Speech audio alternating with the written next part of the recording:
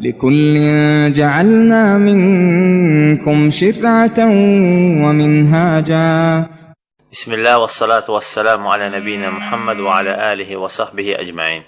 Sual: son zamanlar Abu Zeyd və Rəşad qardaş barədə xoşagəlməz sözlər işlədilir və onlardan elm alınmaz deyilir. Bu iki qardaş barədə nə deyə bilərsiniz?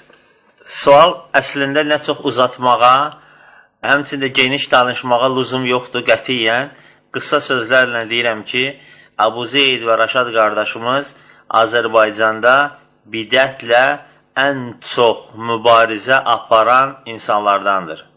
Həmçinin bidətlə, şər'i dəlillərlə və elmi qaydalarla təfsilatı şəkildə axıracan mübarizə aparan insanlardır.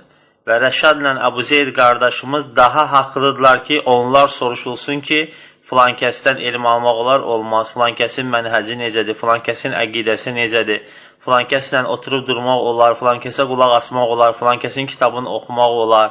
Əslində bunlar ikisi daha haqlıdır ki, soruşulsun, düzün Allah bilir. Sallallahu alə nəbiyyina Muhammed və alə alihi və sahbihi əcməin.